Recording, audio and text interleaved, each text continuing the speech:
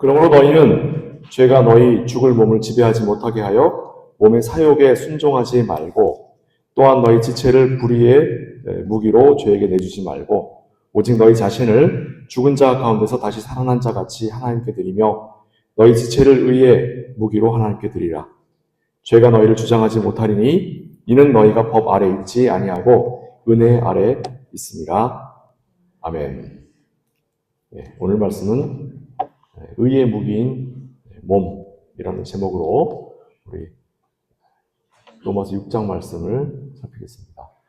우리 로마서 5장과 6장 말씀은 우리가 지금 교회의 사정상 제가 5장 하다가 6장 하다가 다시 5장 하다가 또 6장 왔다 갔다 했는데 흐름대로 계속 나가면 더 좋을 것을 왜 이렇게 목사님 왔다 갔다 하셨는가 할 때에 거기에서 오는 혼란이나 아쉬움도 좀 있지만 반면에 거기서 오는 유익도 있습니다. 왜냐하면 로마서 5장은 분명히 하나님께서 이루시는 구원, 곧 칭의에 관한 이야기가 자세하게 나옵니다.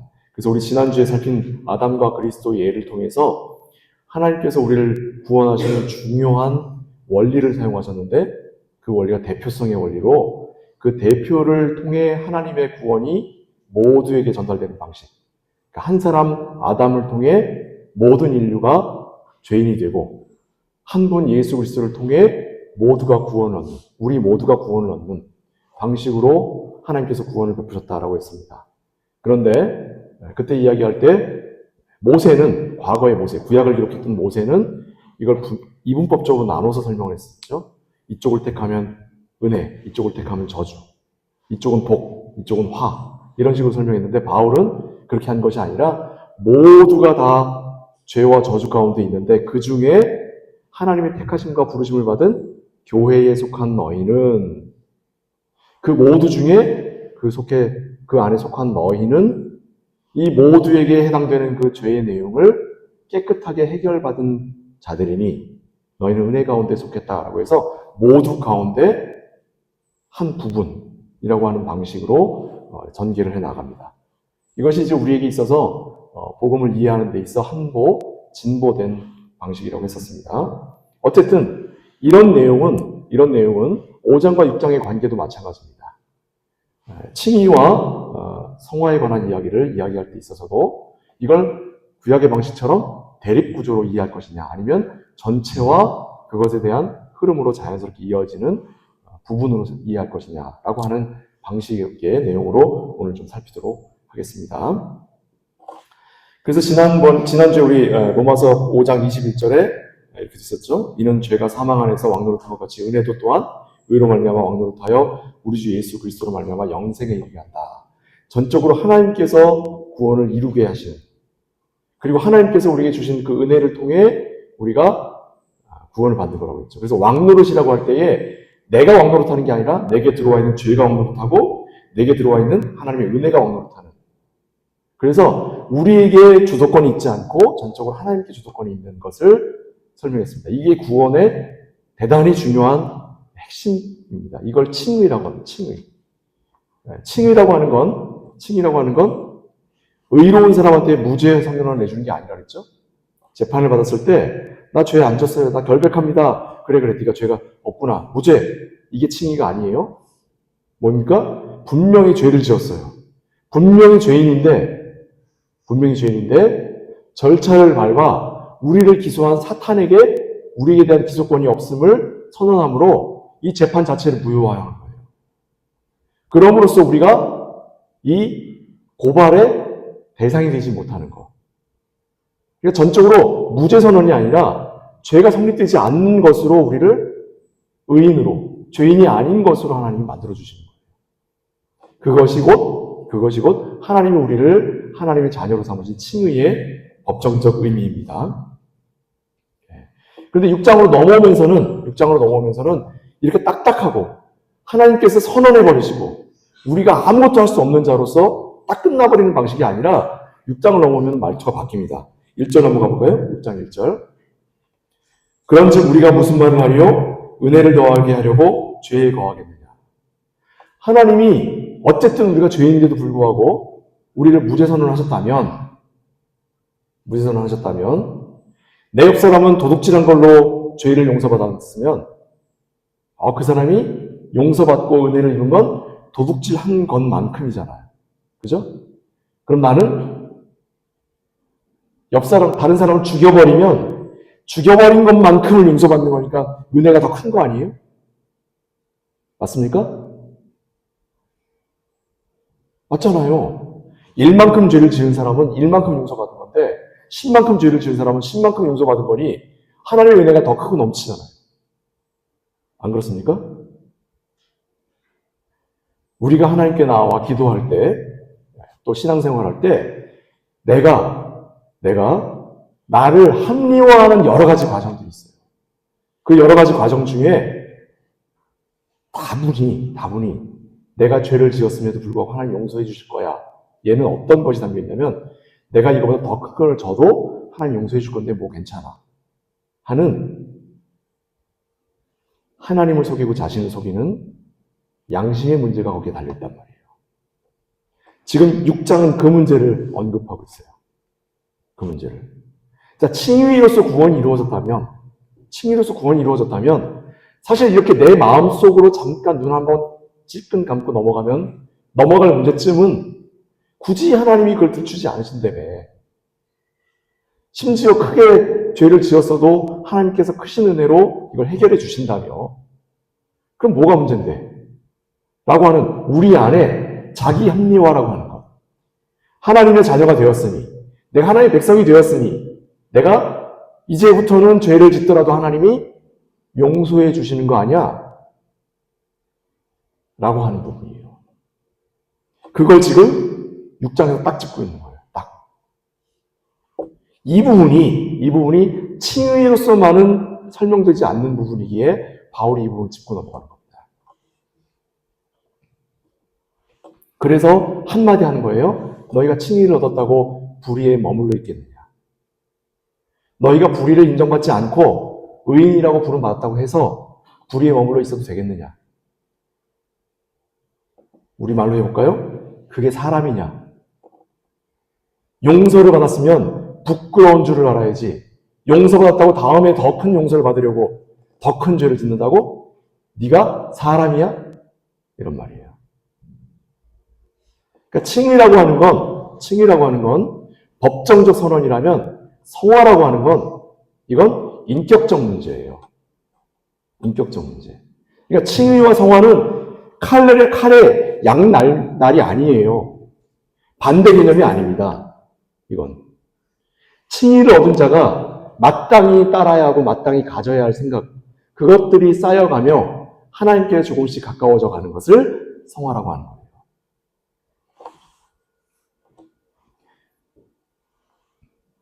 그래서 많은 사람들이 이 부분을 오해한단 말이죠.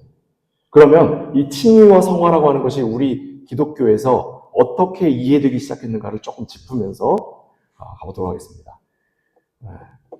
로마서 1장 16절 17절 말씀 볼게요. 이번 달 마지막 종교개혁 주일 날도 한번 이 말씀 살필 거긴 하지만 우리 오늘 잠깐 이 부분을 살피도록 할게요. 로마서 1장 16절 17절 말씀입니다. Römer Kapitel 1 Verse 16, 17. 내가 복음을 부끄러워하지 아니하노니 이 복음은 모든 믿는 자에게 구원 주신 하나님의 능력이 됨이라. 먼저는 유대인에게요 그리고 헬라인에게로다. 복음에는 하나님의 의가 나타나서 믿음으로 믿음에 이르게 하나니 기록된 바 오직 의인은 믿음으로 말미암아 살리라과 같으니라. 자, 여기 보면 이 16절 17절은 마틴 루터가 종교개혁을 할 때 본인의 모토로 삼았던 본문이에요. 이 본문을 마틴 루터는 가지고 종교개혁을 세웠던 거고, 이 본문 말씀을 어떻게 이해하느냐를 따라 이전까지 교회의 전통에 따라 이해하던 방식과 달리 하나님의 말씀, 하나님의 은혜, 하나님의 구원이라고 하는 것이 무엇인지를 새롭게 했단 말이죠. 자, 여기 보시면은 내가 복음을 부끄러워하지 아니한다. 지금 복음을 설명하겠다는 말이에요.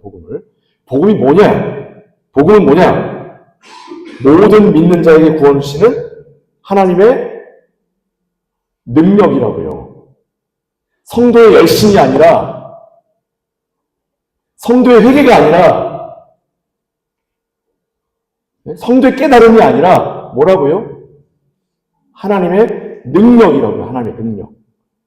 자, 이것을 통해 마틴 루터는 종교개혁의 필요성을 깨닫게 됐고 종교개혁이 이루어진 거예요. 그러니까 지금 마틴 루터는 분명히 무엇을 발견한 거죠? 칭의를 발견한 거예요. 칭의를. 그죠? 그런데 이 16세기에는 이 마틴 루터가 발견한 이 칭의에 대하여 모든 종교개혁자들이 다 동의했어요. 그래서 모든 종교개혁자들, 이건 루터파든 개혁파든 상관없이 모든 개혁자들은 다 이 말씀에 따라 칭의라고 하는 것으로 새롭게 갔단 말이죠. 근데 가톨릭 교회는 여기서 너무 멀리 있었던 거예요, 당시에. 너무 멀리 있었어요. 하나님에게 구원이 있는 게 아니라 하나님이 일단 교회에다가 천국의 열쇠를 주셨으니 교회가 구원의 권세를 가지고 있고 그 교회의 수장인 교황이 권세를 가지고 있기 때문에 교황의 명령을 받은 종교재판관이 와서 너 지옥 가 하면 지옥 가는 거예요. 너 여기다 돈 내. 동전이 땅을 하고 떨어지면 그 소리가 바로 너희를 위한 천국의 문이 열리는 소리야. 이게 다 통하는 거예요, 다. 왜요? 교회에 천국의 열쇠가 있다라고 하는 걸 이런 식으로 왜곡을 하는 거예요, 왜곡. 이것이 곧 사람들로 하여금 더 많이 헌신하고, 더 많이 열심을 들이고, 더 많이 하나님께 자기 가진 것들을 다 내어놓아야 하나님께로부터 구원을 얻고 은혜를 얻는다고 생각했던 거예요. 그게 아니다. 라고 하고 종지부를 찍은 게 바로 이 로마서 1장 16절과 17절 말씀을 가지고 일으킨 종교개혁입니다. 그런데 왜 마틴 루터는 16절로 끝내지 않고 17절까지 이어서 갔는가 한번 보십시다. 복음에는 하나님의 의가 나타났죠. 그죠? 하나님의 의는 곧 무엇으로부터 이루어진 의예요? 하나님의 능력으로 나타난 의예요. 이건 분명히 하나님께 있습니다. 하나님의 의가 나타나서 믿음으로, 하나님이 주신 믿음으로 말미암아 믿음에 이르게 하는 거예요. 누구를? 우리를 하나님께 주신 믿음으로 말미암아 우리로 믿음에 도달하게 만드는 거예요. 이 부분에 이제 수수께끼가 있는 거예요. 아니 믿음을 주셨으면 그걸 끝난 거잖아요. 왜? 우리 무죄선을 했으면 그냥 끝난 거라며. 그게 아니라 우리가 의로운 자라고 이름을 얻었다면 그 의로운 자의 수준으로 올라가게 만드는 거예요. 예? 믿음 있는 자의 수준으로 올라가게 만드는 거예요. 원래는 살인자였는데 이제 남을 사랑하는 자가 되게 해요. 하나님을 사랑하고 이웃을 사랑하는 자가 되게 만든단 말이에요. 무엇이? 하나님의 의가 어디에? 우리 안에 나타나서 우리가 더 이상 의를 행하지 않으면 안 되게 만드는 거예요. 믿음의 행동을 하지 않으면 안 되게 만드는 거예요. 기록된 바 오직 의인은 믿음으로 말미암아 뭐 한다고요? 산다고요. 믿음으로 살아내는 거예요. 삶으로 드러내는 거예요. 그러니까 지금 칭의의 결과로 나타나는 것이 뭐예요? 성화로 가는 거예요. 그러니까 칭의 따로, 성화 따로가 아니라 이 부분은 하나님이 하실 일, 이 부분은 내가 할 일이 아니라 하나님이 행하신 일 때문에 내가 하나님의 일로 떠밀려 가는 거예요. 하나님께서 하나님의 능력으로 나를 구원하셨으니 그 하나님의 능력으로 구원하심으로 말미암아 우리 안에 하나님의 의가 임하셔서 우리가 허락하신 이 믿음으로 말미암아 우리가 의로운 자가 되는 거예요, 정말로. 이 부분을 종교개혁자들은 알았어요. 그래서 종교개혁자들은 굳이 칭의와 성화를 나눌 필요가 없었습니다. 나눌 필요가 없었어요. 칭의만 얘기하면 그냥 성화가 딸려가는 거니까. 마치 출애굽을 얘기하면 당연히 가나안에 들어가는 것까지 이어서 이야기하는 것과 마찬가지로 출애굽이 어디 출애굽으로 끝냅니까? 출애굽하면 출애굽 1장에서 출애굽했다라고 하고 마지막 장에서 출애굽이 완성됐다라고 끝나는 거예요? 아니죠. 출애굽을 하자마자 한 것으로 시작을 하잖아요. 출애굽기가. 그리고 광야 생활을 통해 진행을 하다가 나중에 가나안 땅 들어가는 것까지가 출애굽기, 레위기, 민수기, 신명기 아닙니까? 칭의로 시작된 하나님의 열심이, 칭의로 시작된 하나님의 구원이, 칭의로 시작된 하나님의 능력이, 칭의로 시작된 하나님의 의가 우리로 하여금 믿음에 자라게 하시고 그리고 영원한 하나님의 나라에 도달할 만한 인격으로 우리를 일으켜 세우는 거예요. 그래서 칭의와 성화는 짝입니다. 짝이에요. 떨어질 수 없는 거예요. 이건 뭐랑 똑같아요? 빛과 어둠과 똑같은 거예요. 가만히 앉아 생각하면 빛과 어둠은 반대말 같죠. 근데 빛이 없으면 어둠이 있습니까? 예? 빛이 없으면 어둠이 있을 수 있어요? 어둠이 없으면 빛인지 아닌지 알 수 있어요? 그림자가 없으면 거기에 빛이 있는지 없는지 우리가 알 수 있습니까? 이건 짝이에요, 짝. 빛이 비추는 곳에 그곳에 그림자가 있고 빛이 가려진 곳에 그쪽에 어둠이 있는 거예요. 이건 반대말이 아닙니다. 반대말이 아니에요. 짝이에요, 짝.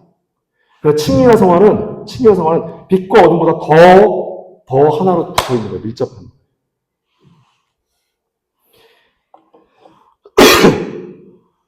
그래서 오늘날 이해하고 있는 이 칭의와 성화의 이해 방식은 굉장히 심각한 문제가 있는 거예요. 하나님이 행하시는 일과 내가 열심히 행해야 되는 일이 구원 안에 같이 있어. 그걸 칭의와 성화라고 얘기해. 라고 이야기하는 순간부터 우리는 함정에 빠진 거예요.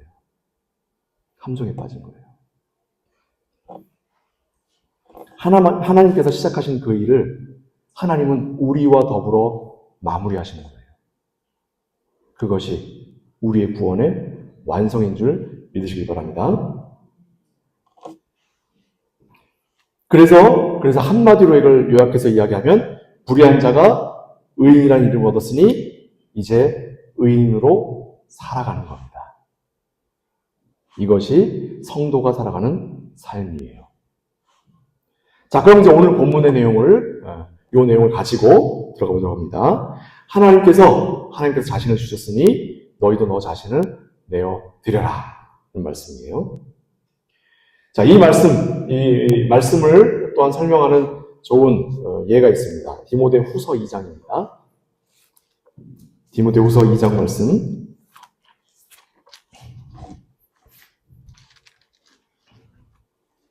디모데후서 2장 3절과 4절 말씀입니다. 신약성경 344면 디모데후서 2장 3절과 4절 말씀입니다. 자, 함께 읽겠습니다. 시작. 너는 그리스도 예수의 좋은 병사로 나와 함께 고난을 받으라. 병사로 복무하는 자는 자기 생활에 얽매이는 있는 자가 하나도 없나니 이는 병사로 모집한 자를 기쁘게 하려 함이라. 아멘. 자, 여러분 경찰과 군대의 차이를 아세요? 경찰과 군대? 옛날에 이제 참 이야기 꺼내기 참 어려운 역사이긴 합니다. 이것에 대해서 아직도 갑론을박이 있기 때문에 함부로 이야기는 어렵지만 거기에서 한 부분만 따로 뗄게요. 한 부분만. 광주에서 이제 옛날에 이제 사람들이 막 시위를 할 때 처음에 경찰이 투입이 됐어요. 근데 경찰이 진압을 못하니까 그다음 경찰을 빼고 군대가 들어갔단 말이에요. 자, 이게 뭘 의미합니까? 경찰이랑 군인이랑 사람이 사람과 기계가 들어간 거예요? 경찰은 몽둥이 들고 뛰어다니는데 군인은 총을 쏘니까 달라요. 이런 거예요? 경찰과 군인의 가장 큰 차이점은 뭐냐면 경찰은 법 집행기관이에요. 법 집행기관이기 때문에 위법한 것을 다스리기 위해서 가는 거예요. 그래서 만일에 경찰이 위협하다고 판단해서 파견이 됐는데 그게 위협한 것이 아니고 오히려 신고된 것과 다른 쪽이 위협하면 신고한 사람을 잡아가기도 해요. 그러니까 경찰은 경찰 자신이 판단할 수 있어요. 판단할 수 있고 또 위에다 물어보고 상의해서 결정할 수가 있어요. 심지어는 자기의 명령권자가 부패했을 때에 경찰은 그 명령이 내려온 것에 대해 항명하고 그를 체포할 수도 있습니다. 왜요? 법 집행기관이기 때문에 합법과 불법을 판단하는 거예요. 판단하는 거. 이게 가능한 것이 경찰이에요. 근데 군인은 달라요. 군인은 뒤에서 쏴 그러면 쏘면 안 되는 거예요. 내가 알고 있는 모든 지식으로 쏘면 안 돼요. 그래도 뒤에서 쏴 하면 쏘는 거예요. 왜요? 군대는 군 한 사람 한 사람이 판단하는 기관이 아니에요. 아까 경찰은 판단하는 기관이죠. 군대는 판단하는 기관이 아니에요. 왜냐하면 군대는 지금 앞에 벌어진 이 문제를 해결하기 위한 곳이 아니고 전체적인 전쟁의 전반적인 것을 살펴야 되기 때문에 여기에서 이 부분은 조금 불리하더라도 이 일을 해야 그 다음에 전체적인 것에서 우리가 승리를 할 수 있기 때문에 그걸 행하도록 하는 것. 이런 일들이 가능해요. 이걸 제가 옳다고 얘기하는 게 아닙니다. 네? 이게 옳고 그르다고 얘기하는 게 아니에요. 군대와 경찰이 어떻게 다른가를 설명드리는 거예요. 경찰은 자기가 판단하고 행동할 수 있으나 군인은 그럴 수가 없어요. 왜 그렇죠? 군인은 명령 아래, 명령을 받는 자이기 때문에. 경찰도 명령 받아요. 예. 명령 받지만 그 명령이 부당한가를 판단할 수 있는데 군인은 그럴 수 없어요. 그래서 군대가 파견된다라고 하는 건 무시무시한 일이 벌어진다는 말이에요. 그곳에 소수의 장교들이 판단한 그 판단을 따라 끔찍한 범죄 같은 일들이 벌어질 수도 있다라고 하는 걸 이미 전제하는 거기 때문에 군대가 파견된다라고 하는 것에 대하여 정말로 조심해야 됩니다. 우리나라 군대가 뭐 외국으로 파견된다. 이건 말할 수도 없는 얘기입니다. 왜냐하면 내가 같은 한국 사람에 대해서 총을 쏴야 된다라고 해도 하면 이게 조금이라도 거리낌이라고 하는 게 있는데 내가 말도 안 통하고 인종도 다른 곳에 가서 총을 쏘라고 하면 그 부담이 훨씬 적어요. 그래서 훨씬 무서운 일들이 벌어질 수 있어요. 그래서 군대는 무서운 거예요. 자, 여기까지만 얘기하겠습니다. 이 이상으로 넘어가지 않고 여기까지만 얘기하고 다시 디모데후서를 보겠습니다. 2장 4절이에요. 3절 4절. 너는 그리스도 예수의 좋은 병사로 나와 함께 고난을 받으라. 명령을 받았어요. 그럼 군인은 어떻게 하는 거예요? 군인은 고난을 받아 죽으란 말이에요. 지금. 고난을 받아 죽으라고요. 네. 저 앞에서 기관총을 막 쏴요. 기관총을 막 쏴. 그러면 우리 부대가 저 기관총 진지를 무너뜨려야 돼요. 나는 장교야. 우리 사병들로 하여금 저걸 무너뜨려야 돼요. 그럼 제가 기관총을 막 쏘는데 우리가 자 전체 진격하면 다 죽을 거 아니에요. 그죠? 그럼 어떻게 되냐면 내가 병사 몇 명을 뽑아서 저쪽으로 뛰어가게 만들어야 돼요. 그러면 그 사람이 쏘려고 저쪽으로 갈 때 우리가 그리고 달려가서 쏘는 거예요. 그러면 자 선택을 해야 되죠. 선택을 해야 돼. 누굴 뛰어가게 할까요? 누굴 뛰어가게 할까요? 바보 같은 놈을 뛰어가게 할까요? 그럼 걔는 올라가자마자 엎어져가서 죽을 거예요, 바로. 누굴 뛰어가게 해야 돼요? 잘 싸우는 애를 뛰어가게 해야 돼요. 잘하는 애를. 이뻐하는 애를 뛰어가게 해야 돼요. 걔가 잘하니까. 그래야 나머지 군사들이 살기 때문에. 지휘관은 그걸 판단해야 돼요. 그걸 결정해야 돼요. 그 뛰어가는 사람은 죽는 거예요, 그냥. 누굴 위해? 이 사람들을 위해. 무엇을 위해? 저 작전을 수행하기 위해. 자, 뭐라는 거예요? 우리 보고 기관총을 향해 달려가라는 거예요. 예? 내가 너와 함께 하리니 나와 함께 고난을 받고 죽어라. 이 말이에요. 병사로 복무하는 자는 자기 생활에 얽매이는 자가 하나도 없나니 이는 병사로 모집한 자를 기쁘게 하려 함이라. 내가 그렇게 뛰어가서 죽음으로써 이 사람이 기분 좋아해요? 여기서 말하는 기쁜다는 말은 만족하게 하는 거예요. 그의 기대와 그의 명령을 합당하게 여기는 거예요. 훈련되고 더 잘하고 더 말 잘 듣고 더 흡족한 병사일수록 더 혹독한 죽음의 현장에 내몰리는 게 군인이 행해야 할 일이에요. 그게 우리가 주님으로부터 군사로 부름받았고 의의 무기로 사용되는 몸으로 우리가 하나님의 부르심을 받았다라고 한다는 건 바로 이걸 얘기를 하는 거예요. 이걸. 그런데 언제까지 징징거리면서 주시옵소서 이루고만 있겠어요? 언제까지? 기관총 앞에 달려가라는데. 에이, 나 양말 지난번에 좋은 거 안 봐서 빵꾸난 거 받았는데 양말 새 거 줘요. 너무 외롭죠? 그럼 주님이 그 양말 안 주시겠어요? 주시지. 네. 왜요?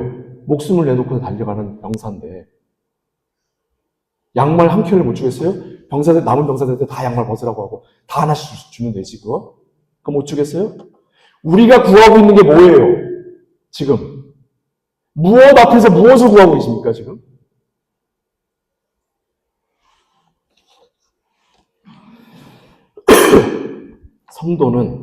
성도는 하나님 앞에 부름받은 자녀예요. 그러나 이 자녀는 무엇을 위하여 자녀로 부름받았냐면 하나님의 일을 위하여 부름받은 자녀인 거예요. 하나님과 영원한 하나님의 나라의 백성으로 살아갈 것이죠. 그러나 그 백성으로 살아가는 데 있어 우리가 채워나가야 하는 우리의 부족한 부분들이 있습니다. 그걸 성화의 과정이라고 하는 거예요. 그 성화의 과정을 채워나가는 것.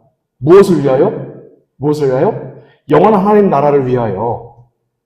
그 과정들을 무엇으로 채워가는 거냐면 순종으로 채워가는 거예요. 순종으로. 내 요구를 하나님께 관철하고 내가 원하는 거 하나님으로부터 내 주머니 채워주세요라고 하는 것으로 만족을 얻어가는 게 아니에요. 신앙생활이라고 하는 거예요.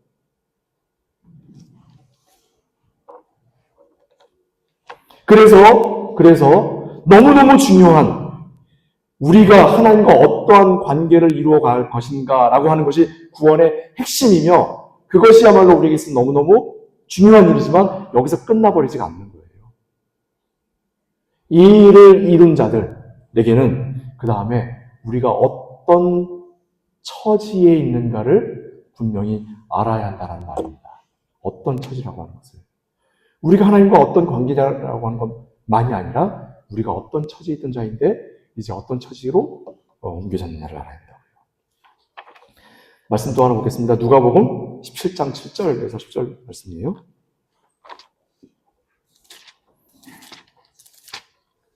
누가복음 17장 7절에서 10절 말씀입니다.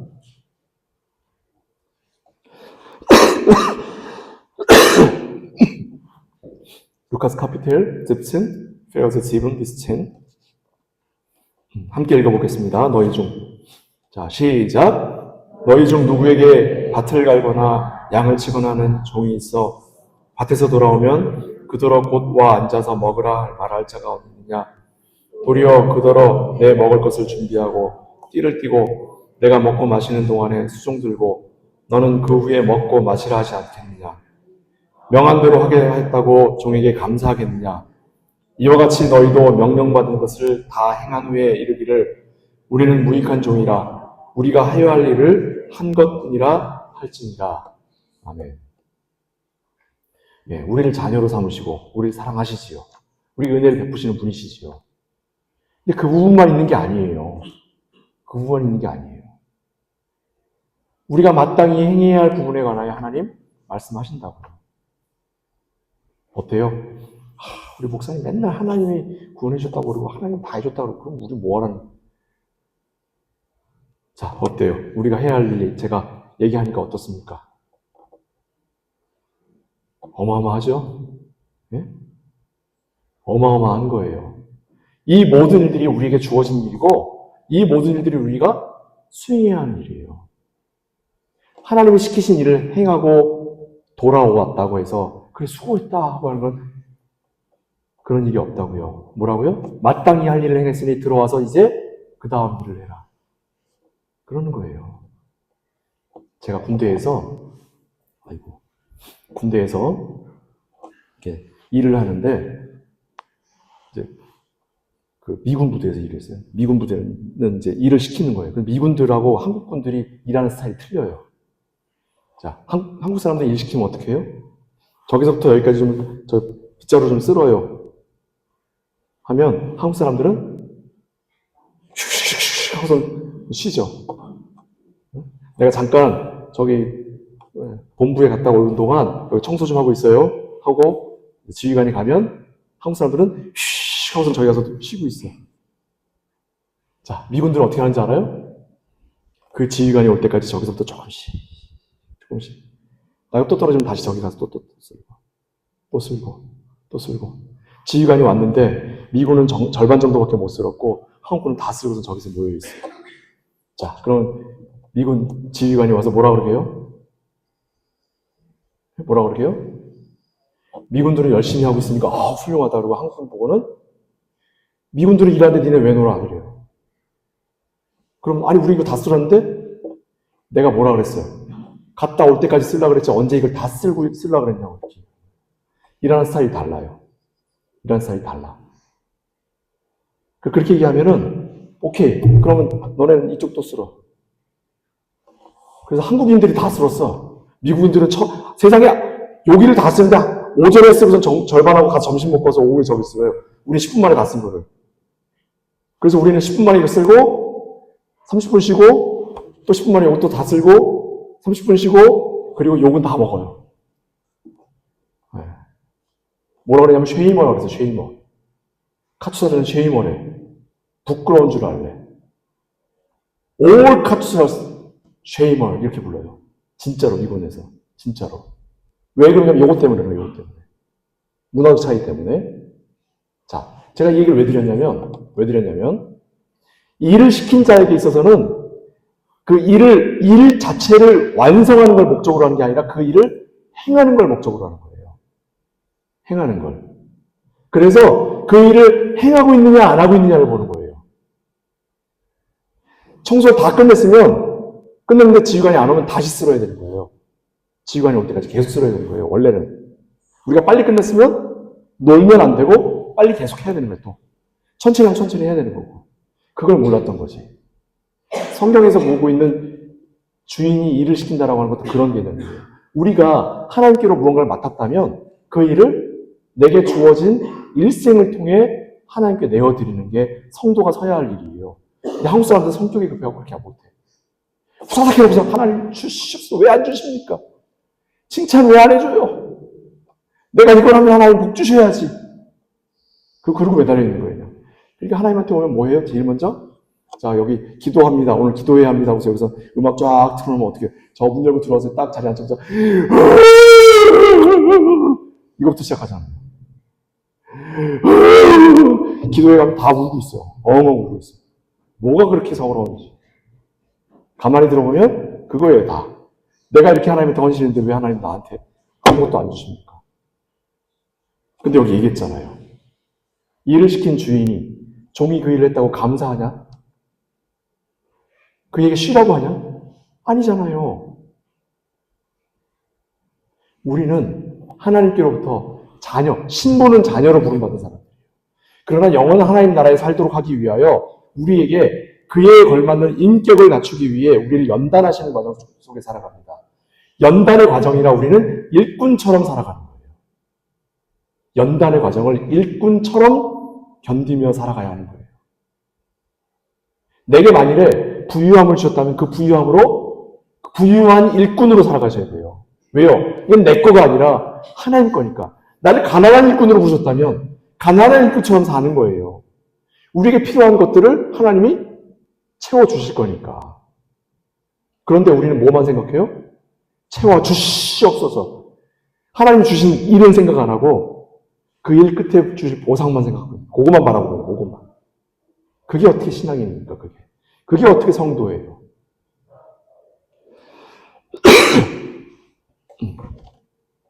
우리는 하나님의 영광을 위해 부름받은 사실을 기억해야 합니다.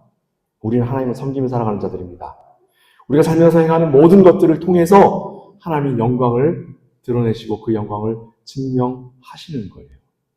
우리의 삶이라고 하는 것, 우리의 실천과 우리의 행동이라고 하는 것, 이 모든 것들과 하나님 함께 하시기로 하셨다니까요. 함께 하기로 하셨어요. 하나님이 우리의 삶에 자신의 자신 되심을 거셨어요. 모두를 다 거셨어요, 우리한테. 우리가 실패하면 하나님 실패하시는 거고, 우리가 승리하면 하나님 승리하시기로 하신 거예요. 언제까지 패배자처럼 사시겠습니까? 언제까지?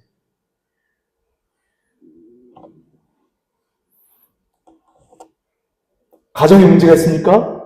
사업에 문제가 있습니까? 학업에 문제가 있어요? 병에 시달리십니까? 이런 일들은 하나님께서 우리에게 허락하신 삶의 자리예요. 그 문제를 해결하기 위해서 우리가 하나님께 매달릴 것이 아니라 그건 우리에게 주신 삶의 자리예요.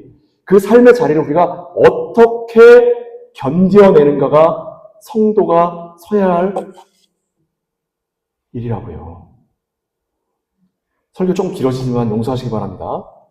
제가 처음 독일에 왔을 때 처음 출석했던 교회가 있었는데 그 교회는 우리가 오기 이전의 문제를 가지고 교회가 목사님들과 성도들 간에 나눠져서 싸우고 있었어요. 그러니까 우리는 두 편에서 서로 자기네 편으로 오라고 막 하는데 저는 아무리 생각해도 나는 이 일과 무관하고 이 일의 전모를 모르는데 어떻게 내가 친하다고 해서 어느 쪽에 붙어요. 그 중립을 섰지. 양쪽으로 비난을 너무 많이 받았어요. 너무 많이 받아서 저희 아내랑 그때 이제 민수가 딱 태어나자마자였는데 민수 이제 큰애 둘을 유치원에 하나 학교 보내고 하나 유치원 보내고 민수 데리고 차를 몰고 저 벌판 가고 펑펑 울다 왔어요. 모두에게 미움을 받으니까. 자, 그랬는데 결국은 두 그룹이 다 사라졌어요. 더 이상 아무도 없어. 결국 그때 우리처럼 가운데서 펑펑 울면서 결정하지 못했던 그 중립에 있던 사람들이 남아서 그 교회를 다시 세우더라고요. 예? 왜 그랬는지 아세요? 처음에는 목사님을 비난했던 사람들이 떠나버렸어요. 그랬더니 이 목사님 비난할 때 그들과 싸웠던 목사님, 그 싸웠던 목사님을 목사님 지지했던 사람들이 봤잖아요. 그 싸웠던 목사님을 보니까 목사님이 너무 잔인한 거야. 우리가 이기긴 했는데 이 목사님하고 계속할 자신이 없는 거예요. 결국 그 목사님은 자기를 지지했던 사람들 때문에 교회를 떠나셨어요. 아시겠어요? 그곳에 벌어진 문제와 그곳에 있던 사건이 중요한 게 아니고요. 그 사건을 어떻게 대하느냐가 더 중요한 거예요. 어떻게 대하느냐가. 우리에게 문제가 주어지잖아요. 그 문제 자체가 중요한 게 아니에요. 그건 삶의 자리인 거예요. 우린 지금 이 문제가 해결돼도 다음에 다른 문제가 우리 앞에 주어질 거예요. 그 문제 앞에 어떤 모습과 어떤 마음가짐과 어떤 자세로 그 일을 대할 것인가가 훨씬 더 중요한 거예요. 그것을 통해 우리가 인격의 성장을 이루어가고 그것을 통해 하나님 나라에 합당한 사람으로 하나님 키워가시는 거예요. 그게 연단의 과정입니다. 의의 병기로서 성도의 특권과 고귀한 신분을 울음 섞인 말로 팔아먹지 마시기 바랍니다. 징징거리는 것으로 하나님 앞에 나온다고 해서 그게 신앙이 있는 게 아니에요. 그게 믿음이 아닙니다. 믿음은요, 아무 말 하지 않아도 그저 마음으로 아는 거예요. 마음으로 아는 거예요. 신앙생활 요란하게 한다고 해서 그게 잘하는 게 아니고 냉랭하게 한다고 해서 그게 못하는 게 아니에요. 진실은 어디 있냐면 하나님과 우리의 마음 속에 있는 거예요. 어려운 때를 당했을 때 마음이 흔들리지 않고 굳건한 마음으로 하나님을 의지하며 설 수 있겠느냐예요. 담임 목사와 가깝다고, 친하다고, 유명한 목사님하고 친분이 있다고 자랑하는 사람만큼 어리석고 멍청한 인간들이 없습니다. 우리 교회 가끔 방문하시는 분들 중에 자기는 한국의 무슨 저 교회의 목사, 저 장로인데 그 유명한 목사님 직접 우리 집에 오셔가지고 기도해 주시고 은혜 많이 베푸셔서 제가 이렇게 은혜 받고 삽니다. 예, 잘하십니다. 훌륭하시네요. 난 그분 이름도 기억 안 나요. 그런 분 기억이 안 나요. 그런데 와서 내가 아무리 신앙생활해도 내가 이게 맞는 길인지도 모르겠습니다. 내가 아무리 애를 써도 아무것도 보이지 않는데 그저 제가 할 수 있는 건 하나님 말씀 듣는 것밖에 없더라고요. 근데 한국에서도 어느 목사님 통해서도 참 좋은 길을 만났는데 여기 왔는데 목사님 설교 들으니까 그 목사님께서 하신 그 설교 말씀이 진리더라고요. 제가 이제야 뭔가 보이기 시작하는 것 같아요. 목사님 감사합니다. 하고 가는 분들은 단 한 번만 지나간 사람이라도 10몇 년 전에 한 번 지나간 사람이 지금까지도 기억이 나요. 네? 내 마음속에 깊게 박혀 있어요. 그게 성도 아닙니까, 그게? 성도는 스스로의 자기에게 맡은 일을 남에게 떠넘기거나 이 일이 버겁다고 징징거리는 자들이 아니라 감사함으로 그 일 가운데 하나님을 높이는 자들입니다. 그리고 성도는 성도됨을 지키기 위하여 자신의 모든 것을 헌신하는 거예요. 하나님이 우리에게 가진 모든 재산을 요구하시는 때가 있을 수 있어요. 그러나 그건 보편적인 방식이 아니에요. 보편적 방식이 아니에요. 우리에게 가진 모든 것을 요구하시는 것은 뭐냐면 내가 언제라도 내가 가진 모든 것을 하나님께 내어드릴 수 있는 준비가 되어 있다라고 하는 그 마음을 보시는 거예요. 아브라함에게 이삭을 바치라고 했죠. 그죠? 그런데 이삭을 가져가셨어요? 가져가시는 게 하나의 목적이 아니기 때문이에요. 무엇이 목적이에요? 아들이라도 독생자라도 아끼지 않는 그 마음을 보시는 거예요. 왜요? 하나님이 우리를 그렇게 대하시니까. 하나님이 우리를 어떻게 대하시는지를 꼭 기억하시고 하나님이 우리를 대하시는 그 방법대로 하나님이 우리를 맞이하시는 그 마음대로 우리가 그 마음을 품어 하나님을 대하고 하나님께서 우리에게 허락하신 이웃들을 대하는 그래서 은혜와 사랑 가운데 충만하여 하나님 나라의 백성으로 걸맞는 하나님의 자녀 되시는 저 여러분 되시기를 주님으로 축복을 드립니다. 기도하겠습니다. 사랑하는 아버지 하나님, 우리가 하나님의 자녀 되었음은 우리가 헌금 많이 하고 봉사 많이 하는 데 있는 게 아니라 어떠한 때라도 주께서 필요로 하시는 그때에 주께서 요구하신다라는 말씀 한마디로 주님께 나의 가진 모든 것을 내어드릴 수 있는 준비가 되도록 허락하여 주옵소서.